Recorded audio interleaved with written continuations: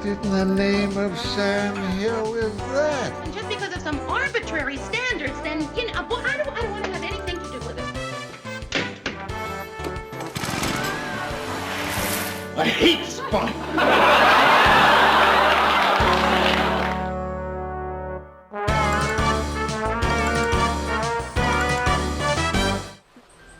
I met Ed almost 20 years ago on a film set in the middle of southern Illinois, somewhere outside of Champaign-Urbana. And it was an immediate friendship. Of course, he was funny, charming, as he always was, and we got along great. And it was then that I learned so much about Ed, the way he showed up, how caring he was to everybody on the set. And I was having an issue by day 2. I was the assistant director who runs the whole set. And I was also doing a lot of line producing. It was an independent film. And it was such exhausting work. And Ed was such a champion for all of us. And there was a new director, it was a first-time director from Los Angeles, and his wife was a lead actress. They had invested in the film. And so it was funny because day 1, they broke out into this huge argument. That part isn't the funny part. And instead of getting like 4 or 5 shots off, we got maybe 2 for the day. And I could see that my friend whose film this was going to lose a lot of money like this. I was very concerned. And I shared it with Ed. So Ed said, okay, tomorrow if this happens again, you give me the high sign and I'll storm off the set and you use that to your advantage. So day 2, we were maybe so close to getting ready to shoot. And the director and his wife, who was the lead actress, started arguing. This went on for 15, 20 minutes. Everybody in the set was just, oh no. So I gave Ed the sign. Ed got up, swore like a sailor, yelled and said, I'm out of here. Stormed off the set. Everybody's jaw hit the ground. And now they thought they lost their star of the movie. So I used it to my advantage. And I said, okay, let me see if I can get Mr. Asner back on the set. But by the time I come back in, you had better be ready to go and no more arguing, no more nonsense. And normally you couldn't talk to a director like that, or an investor for sure.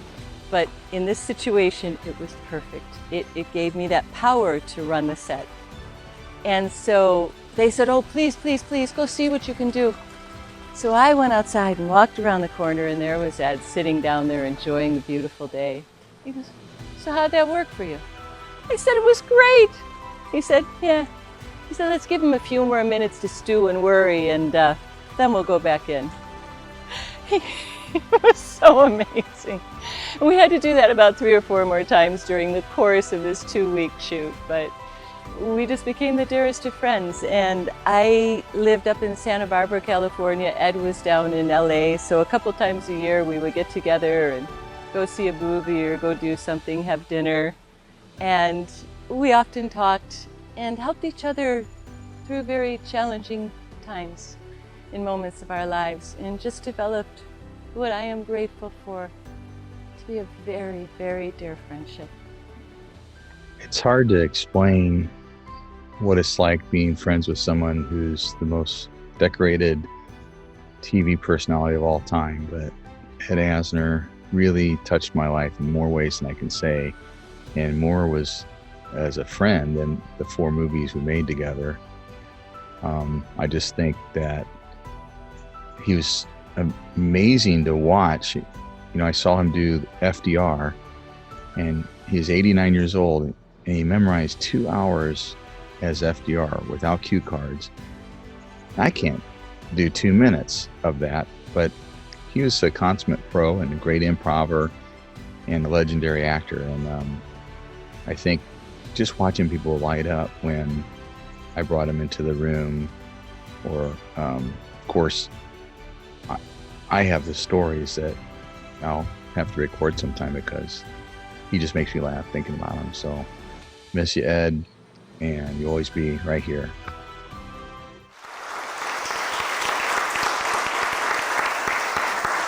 Now, another gentleman, Ed, who was in that television news game at the NBC affiliate for many, many years, award-winning, Emmy award-winning, Murrow award-winning, is Rich Kellman. So, Rich, thanks for being here today. Thank you, John, very much. What's your question? You have seen children who need special care, and you have actually reached out to help them and help children everywhere. I think the fact that you have opened yourself up to that, and you showed us who you are as a person, as a mensch, if you will, it has been very important to me. This has been a pleasure hearing you talk about yourself. I really didn't know much about you, but I want to thank you for that. How have you done that throughout your life? Because a lot of people just kind of, they fade away at a certain point if they're still living, even if they live for a long time. You have made yourself useful. Well, for instance, if my youngest boy had not been adjudged autistic, I never heard of that. I didn't understand what it meant, didn't understand where it came from, and I said he needs help. So I tag along and I give help. He was born out of wedlock. His mother was a Flibberty Gibbet, and as time went on, I found that she was also kind of imitating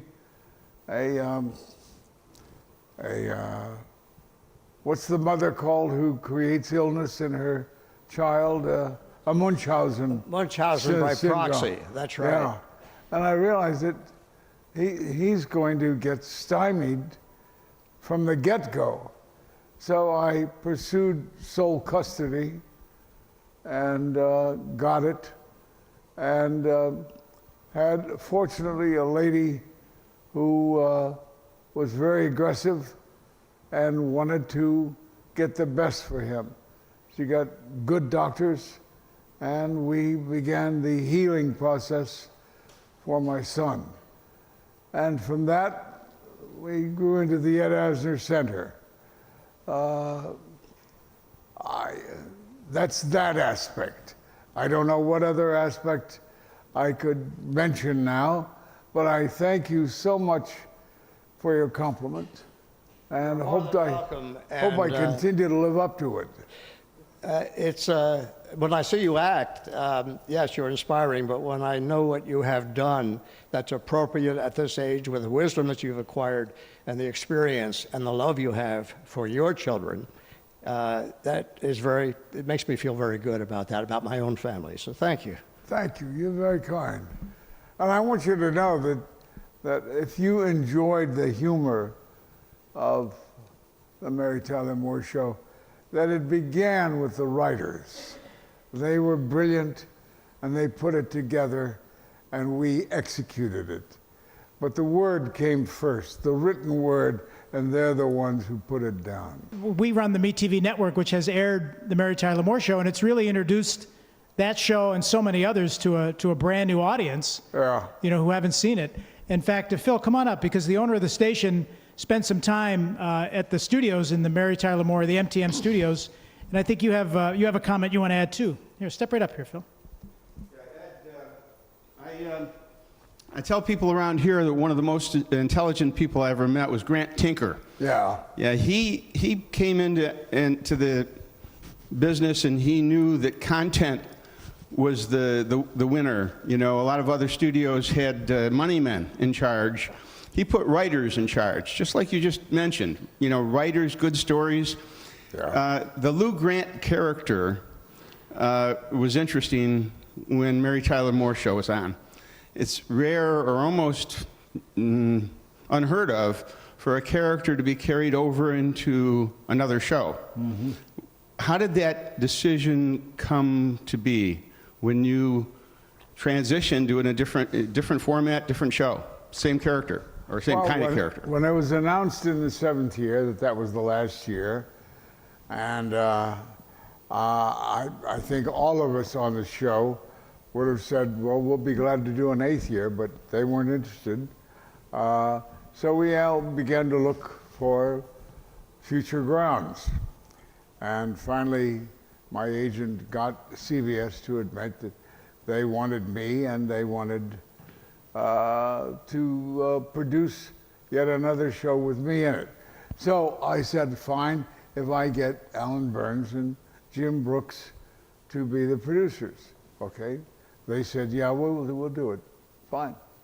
Okay, so a couple of months went by, and finally they came on to me and said, we figure that we would want to keep Lou and have him return to his initial love, which was print, and maybe do an hour show. They blithely said this, not knowing the unbelievable obstacles that to go from a half-hour show to an hour show. It's unbelievable. But they said, we're going to do it. So they did it, and we went through a hell of a problem in that first year, adjusting to the hour show. But finally we made it. As an actor, you had to transition the same character to a different format. Yeah. Comedy to a serious role. How did you cope with that? Well, it was an hour show with problems, but it had moments of laughter. And I didn't want to lose the laughs. So, what did I do? Whenever I was involved in a laugh, I would watch it, and because first of all, in an hour show, you can't have extraneous noise. Everything must be focused on the moment of opening the safe, doing this, doing that. It all is cemented in an hour show. There's no audience. There's no crew. People don't exist. You just do the action and get the noise out of it. When we did that, there were very funny moments as we proceeded. And I wanted the audience at home to enjoy them and laugh. So I didn't know what to do. So I was in therapy at the time. And I got to my therapist after the first show or two, and I said, well, what did you think? And he said, why do you grimace? I said, I beg your pardon? Why do you grimace? And I realized every time there was a laugh, I grimaced, giving the audience the cue to laugh. And I thought, oh, God almighty, I have to change. So I stopped grimacing. I'm going to jump in. Phil's wife, Mary, was an editor at the LA Times. And so, Mary, I'll jump in. What was the representation at the newspaper business in Lou Grant similar to what it must have been in the Los Angeles Times? More than similar, it was exact. It was the bar that they would sit in, that Lou and Billy and Animal would hang out in, was a real bar across the street from the Times, and a lot of old Times hands would go there for the dinner hour, and there was actually a Times extension in the bar, and when they wouldn't come back because they'd had one too many scotch and soda or whatever, and they were smoking late, the copy chief would call over and say, tell him he's got to come back, we've got a deadline here, and they'd I got to go back. But it was exact. I mean, you filmed in that very bar, right, in the Redwood? Yeah. Yeah. And the waitress there who, they finally closed the Redwood as all good things come to an end. But Alice, that waitress there, that made her career. Being there, she was there, the blonde, the kind of elderly blonde waitress. Yeah. Long after Lou Grant was over, she lived on Lou Grant stories at the Redwood. Boy. Don, I know you have a question for Ed. I do. Hi, Mr. Asner. Don Gervasi. We talked a little bit about different chapters in one's life, and you were a former president of the Screen Actors Guild. I was wondering what compelled you to step up from a player to a labor leader? Well, I'm not a labor leader, but I'm a liberal, and I belong to a rebel group within the union who wanted change, more of a democracy, etc. So I nominally gave my name and activity to whatever they needed. Finally, when the battle wore down, I found myself the center of attention and the liberal candidate. And so I grudgingly went in. I can save the union. I guess I thought that. I could save it because I had all these liberal friends who would give me the ideas and the weapons to democratize the union. Well, it never happened, but we tried. Well, being so outspoken when you were president of the Screen Actors Guild, you've often thought that William Paley decided, he was president of CBS, decided to take Lou Grant off the schedule because of some things you had said about conflict in El Salvador. Yeah. and being so outspoken. Do you regret that you were outspoken, or do you look at it as an opportunity to have spoken what you believe in to help others? Well, it's in for a penny, in for a pound. Yeah, I did regret the loss of jobs for at least 200 people because of my outspokenness. But at the same time, because it was too late to retract anything of my actions, and I wouldn't have, I would have gone through a lot worse soul searching before deciding to go ahead. People were being killed right and left by this government's policy of training autocrats to lead their country and teach them the latest in weaponry. And I spoke out against it.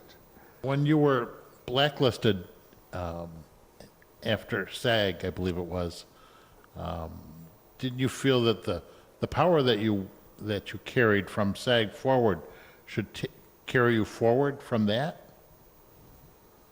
It doesn't hire you. No? No.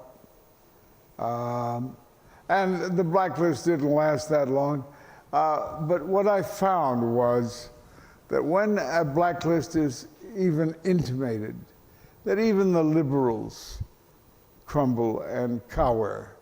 And there was a medical series that was up for casting. And the writer, Howard Rodman, suggested me for one of the lead roles. And the producer, who was nominally a liberal, said, no, I think he'd be a political liability. Okay, so we go from there. So about that same time, I got a documentary job in Boston, I think it was. And the first day, the producer took me to lunch, and he said, you know why you're here? I said, no, why? He said, because you, in D.C., you gave an interview, and you said that during a blacklisting, that even the liberals cower and crumble and behave themselves and don't cast where they won't get accepted. So I said, I put you down for a narrating voice, and the list came back with a red line through your name. I knew why, but I didn't do anything about it. That's why you're here today, to make up for that. Talk to us about your book and what motivated you to write your book. Make sure I get the title right. Well, I haven't read The Grouchy Historian and Old-Time Lefty. I thought it needed clarification.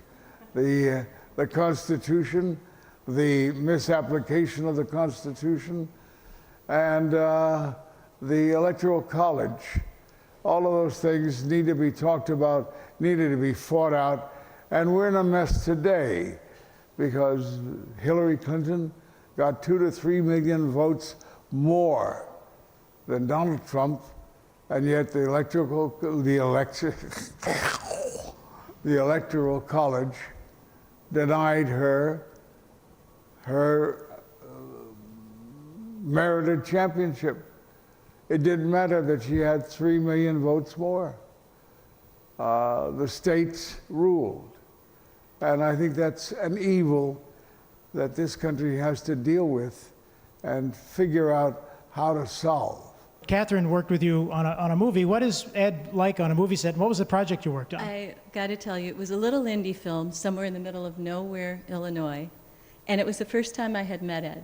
And I was so blown away by how he took the time to learn everybody's name on the set right away.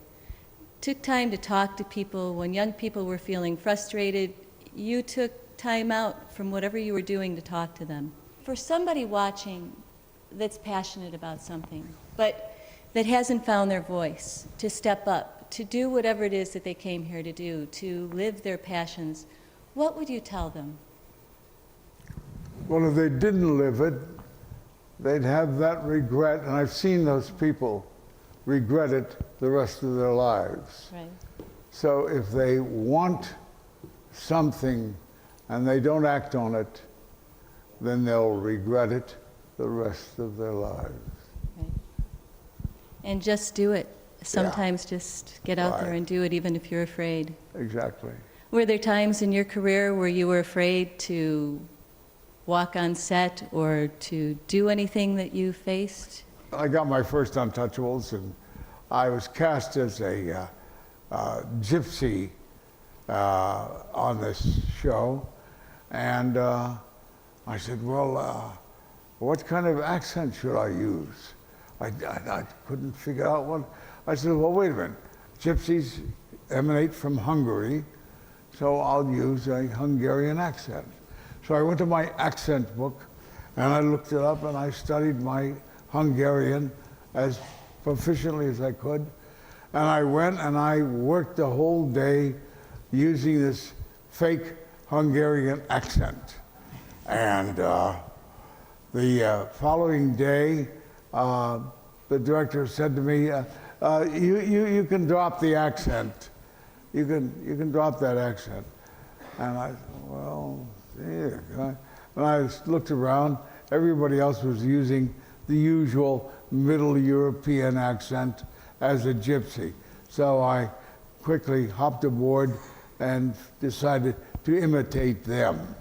So I used a Middle European accent.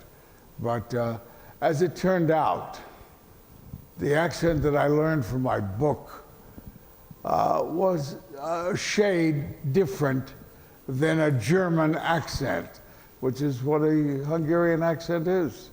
And I realized that if I had just studied Eva Gabor, I would have been perfect.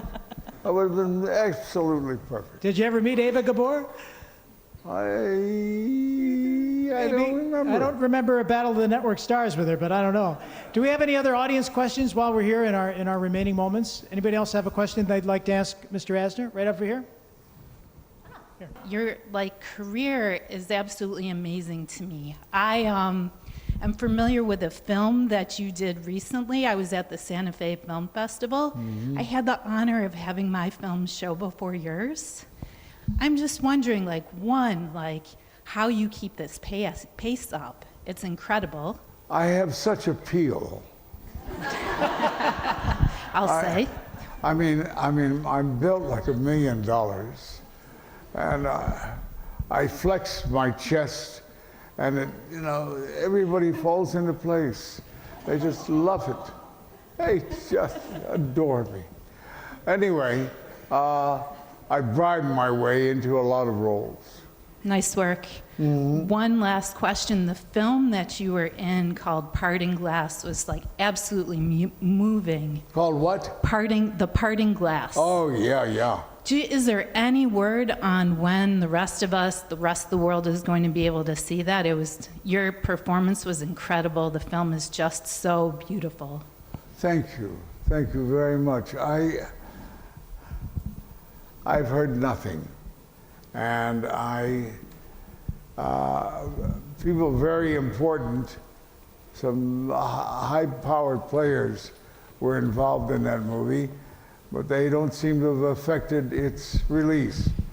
So I don't know. Back then, there was good writing and good storytelling. Yeah. And the people have to pay attention to follow that programming and that storytelling, and it resonates with the audience. Compared to today, that doesn't happen so much anymore, does it? No, it doesn't. It doesn't really, and it's a shame, because it's a very simple formula.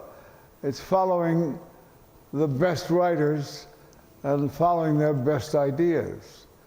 Unfortunately, there's a roadblock there now that stymies the writers and their best ideas. Well, it's good for me TV.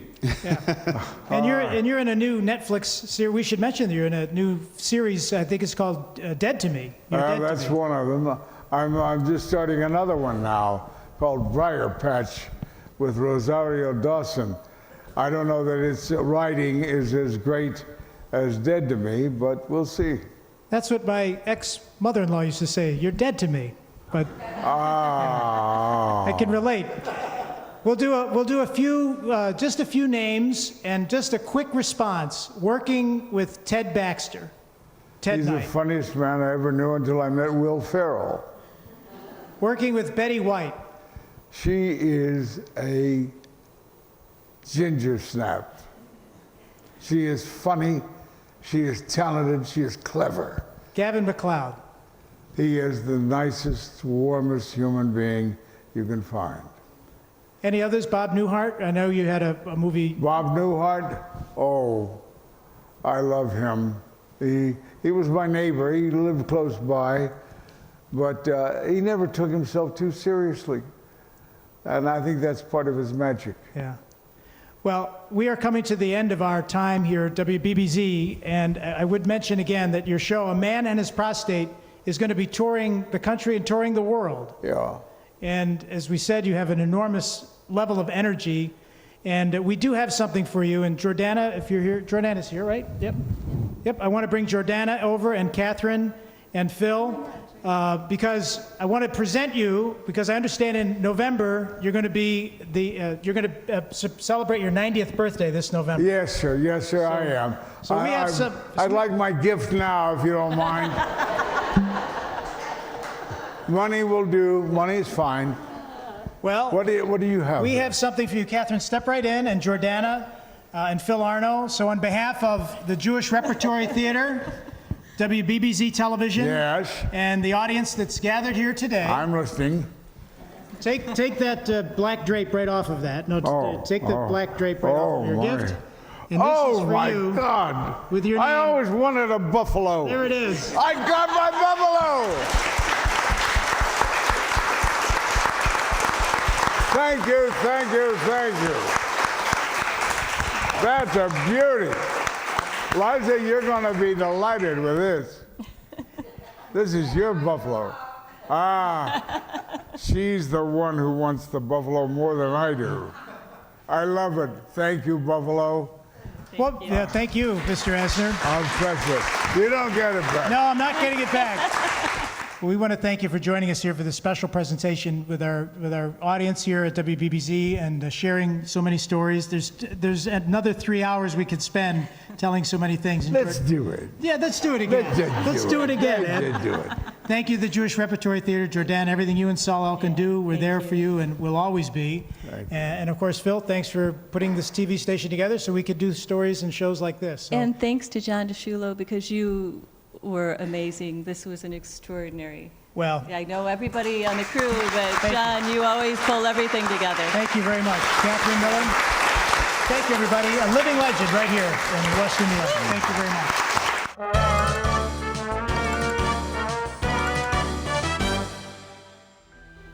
Well, a tribute like this could hardly do justice to a man like Ed Asner. I mean, he had so many roles, such depth, and he was such a professional. But we saw a side of him that was very personal, He's a truly nice guy, and it was such a pleasure to have him in our studio. It was an amazing moment, and he was such an activist too, as we found out, his connection with autism, his connection with so many social issues.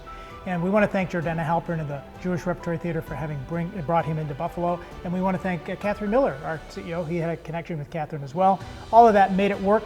And thank you, Phil, for bringing him to WBBZ-TV and letting us present programming on it. And if you missed any part of this, or if you want to refer your friends to this, it'll be on YouTube, so you'll be able to see it again.